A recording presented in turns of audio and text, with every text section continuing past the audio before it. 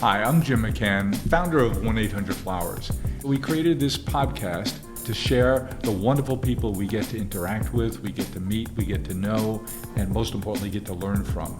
So I invite you to join us on this journey here on the Celebrations Chatter podcast. So Dave, how are you today? I'm doing just fine. Yeah, where are you today? I'm working from my home office here in just north of Seattle.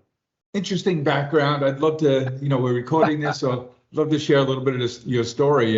It's an interesting one. And so let's start at the beginning. Did you grow up in the Northwest? I grew up about an hour north of Seattle in a little, agricultural little valley, the Skagit Valley. And my dad was a commercial fisherman, and I started going up on the boats when I was, 7, 8 years old.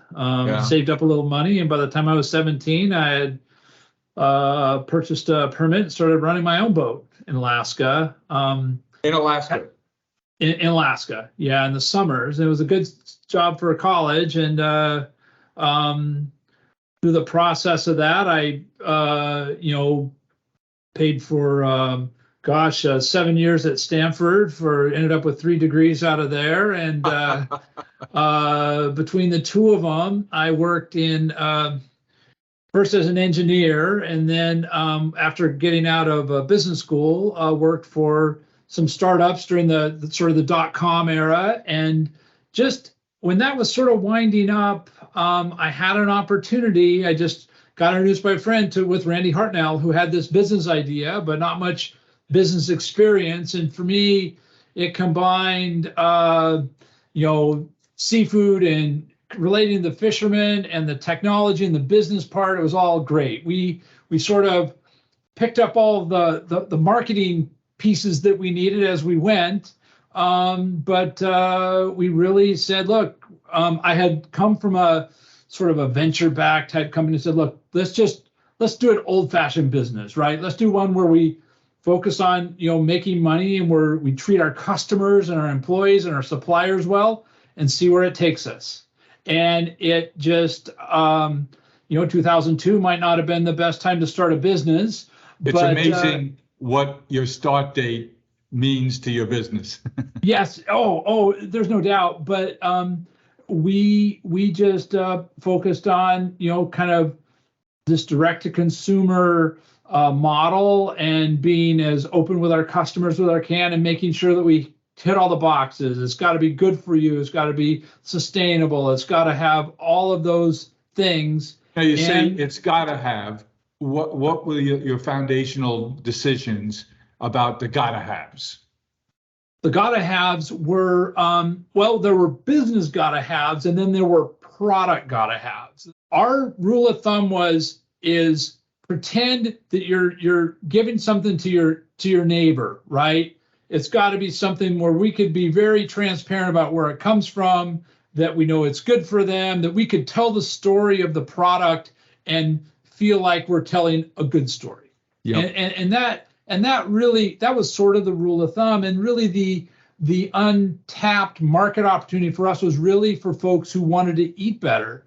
And they wanted to kind of change their lives by eating less,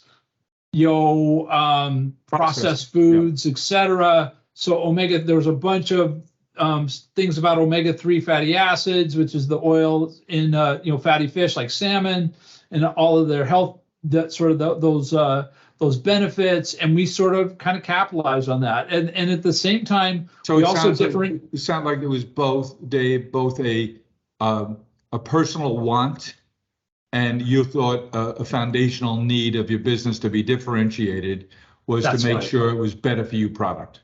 That's absolutely right. And the better for you product. And then what we found was we really, our first market opportunity was kind of in the health and wellness market. And many of those customers were pretty exacting. They wanted to know not only that, how eco-friendly are you? Is this sustainable? Is it good for you? All of those things. So we said, you know what?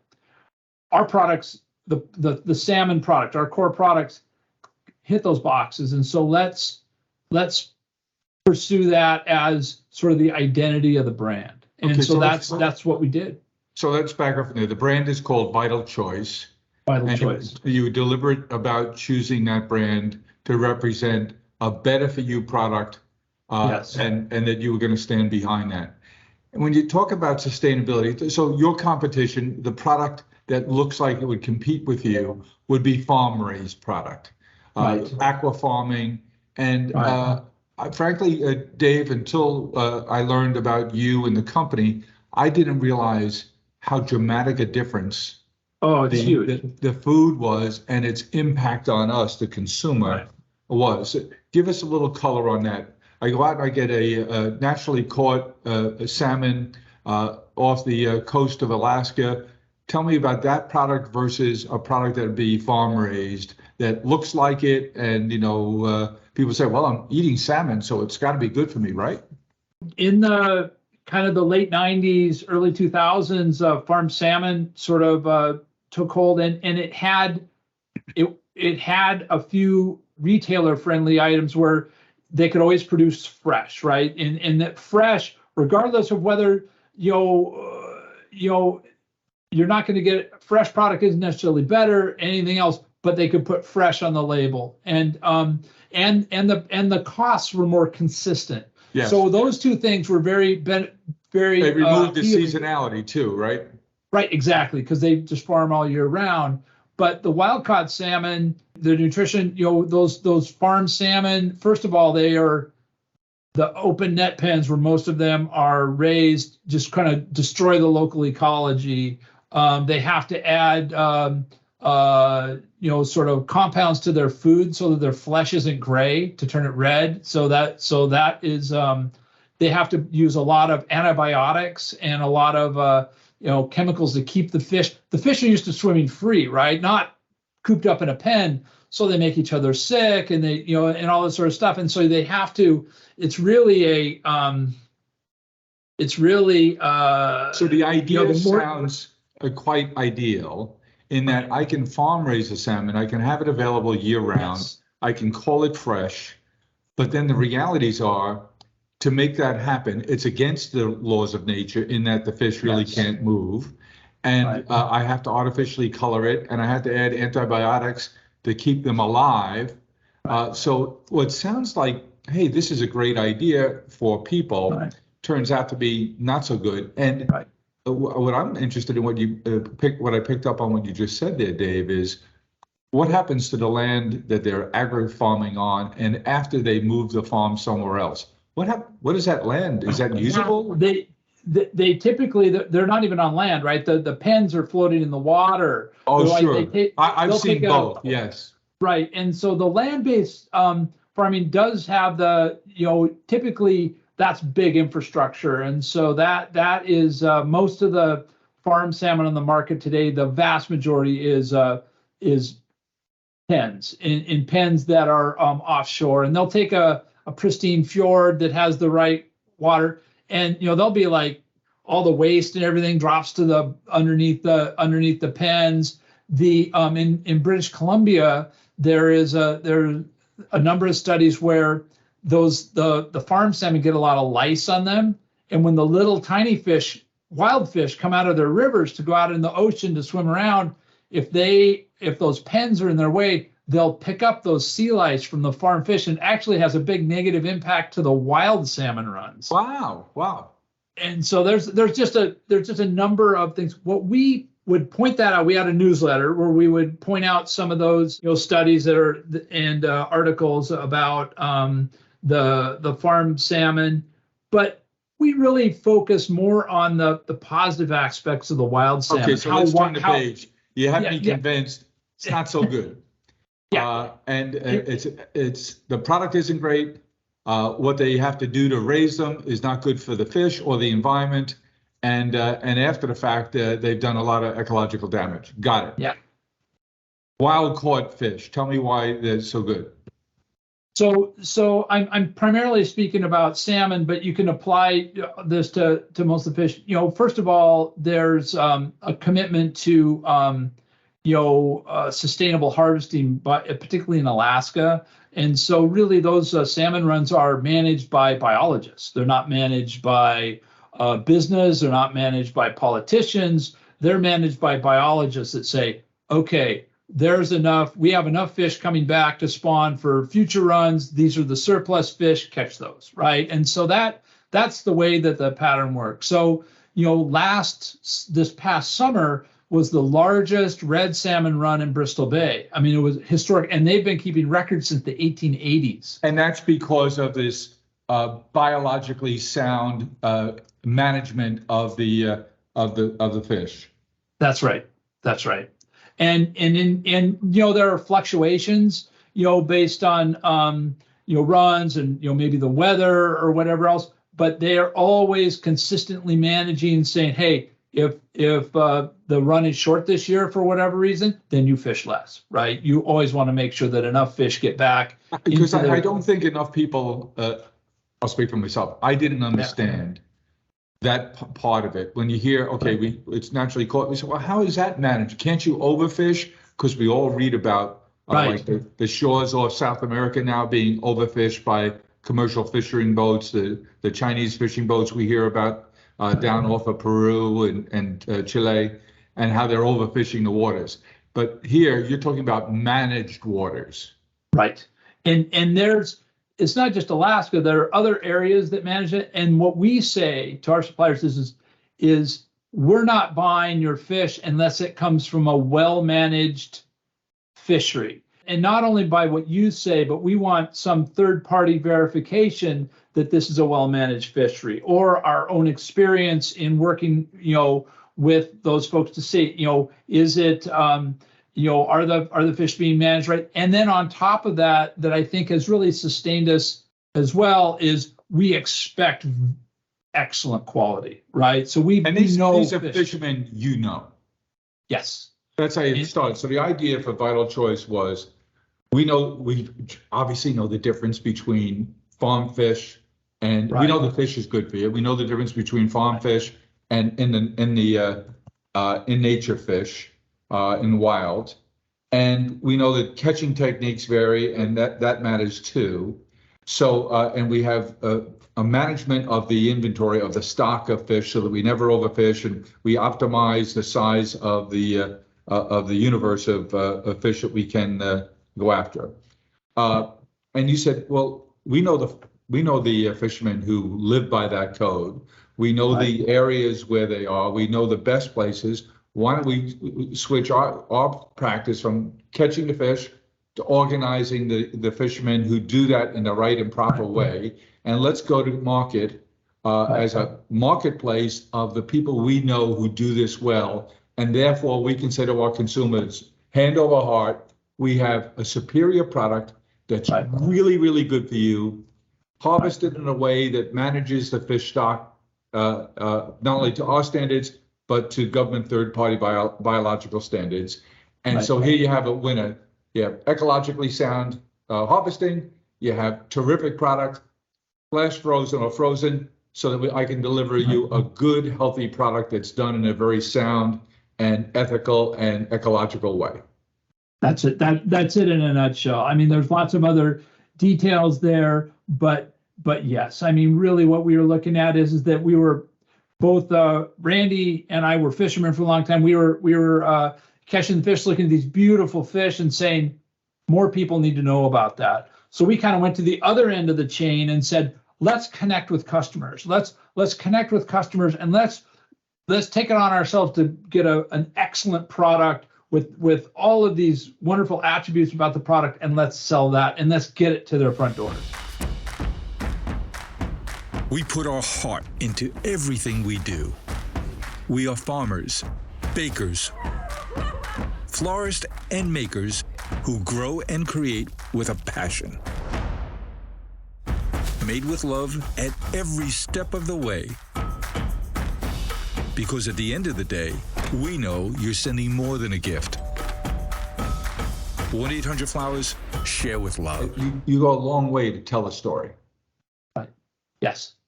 And to tell the story of your fishing techniques, the fishermen themselves, the product, why it's good for you, why the alternative product isn't, but you focus on the positive, obviously. Right. And that's been quite a journey now for you and Randy. Oh, yeah. For how many years? It's in August of this year, it was 20 years. So Excellent. first started in 2002. I was a consultant for Randy as the business started, and I started in March of 2003 full time. So you're back there at Stanford. You've been fishing since you're 17, had your own boat. You're paying your way through school. How many degrees did you walk away from, and in what? I got a Bachelor of Science in Mechanical Engineering, a Bachelor of Arts in History, and a Master of Business Administration, an MBA, all from Stanford.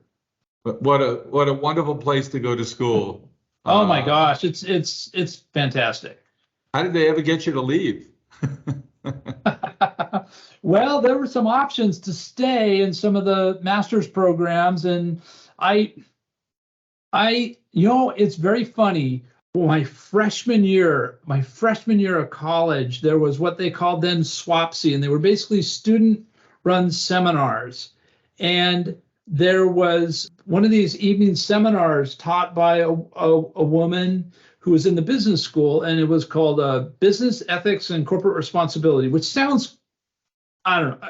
And I remember I walked across campus and I took this class, and it was in the business school. So it was the case study, and we did like the Nestle, infant formula case. We did all these things, and I was completely hooked. I mean, I thought that it was interesting, and I liked the business because I'd been in business myself for a long time, even though at the time I was only 18. And I thought to myself, I'm going to go to business school, and I'm going to get, it might take me a while, but I'll get there was no such thing as an undergraduate business degree at Stanford.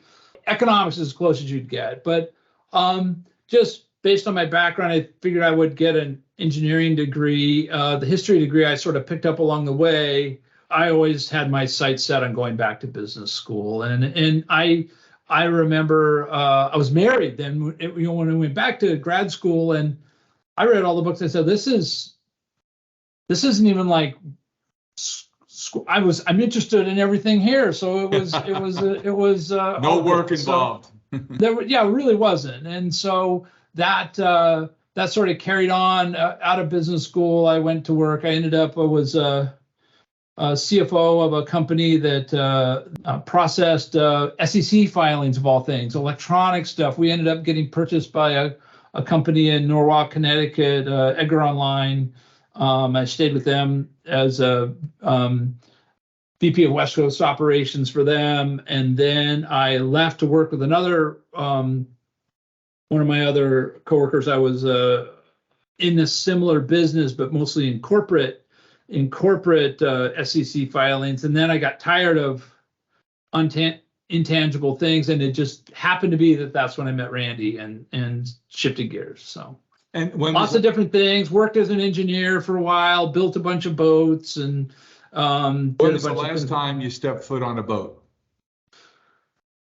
It's probably been a month or two. We don't live too far from the water here, Yeah. so I get down there. But I haven't been on a fishing boat for a couple of summers. Uh-huh.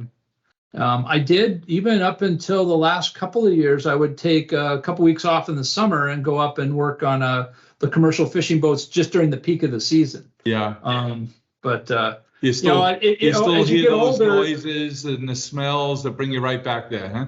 Yeah, and there's a lot of muscle memory of working with the fish and knowing what's happening when the weather is hard, or with the nets and the lines and everything else, that it's just a little bit second nature. And I have cousins and friends up there, so I'm kind of could see them as well. But you know what? That's all fine. But waking up after a few 18 to 20 hour days, my body doesn't recover like it used to. Funny how that works. But it's great to hear the success of the fishery management program there.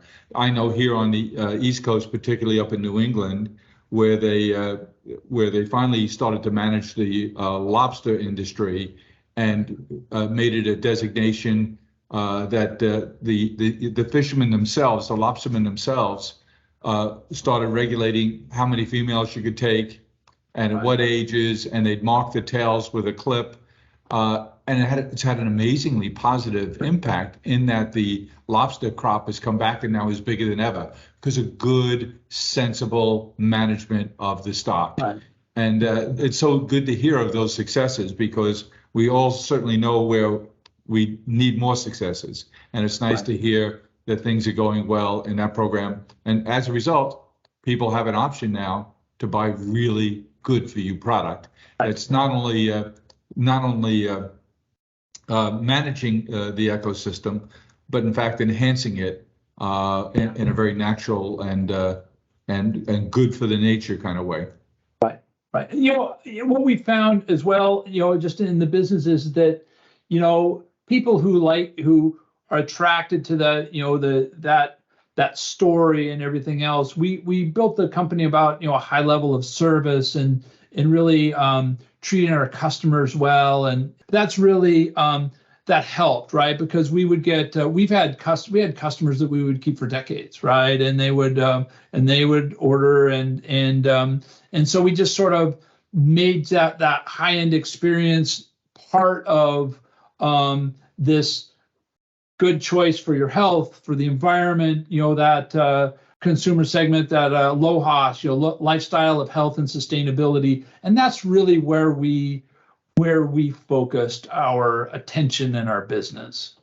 Well, it's so good that you've come together with Harry and David, because Harry and David obviously grows terrific product, and they're part of the bedrock of their brand as well is that it's sustainable, that it's well managed product, it's healthy product, it's good product, and as they expand their menu to include now better for you fish product and other kinds of protein products, I think it's good that consumers can rest in the fact knowing that Harry and David wouldn't partner with anybody unless they had the same values, the same attitudes about the food and the care that goes into making sure it's not only well grown, well produced, well delivered, but that it's done in a way that's good for all of us in the climate we all share.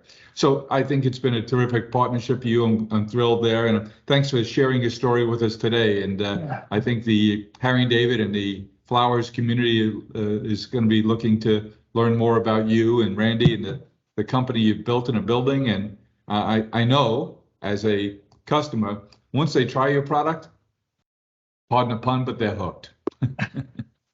Yes, well, we're very proud of the products and of the fish. We take a lot of care to make sure that not only are they well sourced, but they're also delicious. So that also makes it. And I love all the things you do in terms of recipes. I think the site is a great balance of information and of course sales, regular commerce capabilities. But you can see your hand in the website because of all the history information there. I like particularly recently we were talking about what was served at the first Thanksgiving. And a lot more fish product than I would have guessed as a turkey consumer. Right. Well, I think that and Brad Lemley does a terrific job, sort of managing the newsletter content, and it'll be exciting too to provide some salmon for the dinner on Monday as well. Great, Dave. Thanks for your time. I look forward to seeing you in just a few hours. 1-800-Flowers.com. Find the perfect gift. And wow the people you love. Wow. This is amazing. Whether you want to say happy birthday. So cute. Or I love you. I love you too. Thinking of you. Wow. Go to 1-800-Flowers.com. Celebrate the people you love.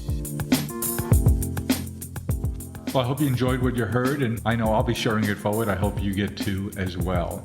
Let's keep the conversation going. Follow me along on Twitter at Jim1800Flowers and on LinkedIn at Jim McCann. Hope to talk to you soon. Thank you for listening to Celebrations Chatter. You can join our community by reaching out at chatter@celebrations.com. And while you're at it, tell us what topics you'd like us to explore here on the Celebrations Chatter podcast. Thank you for listening, And don't forget to share it forward.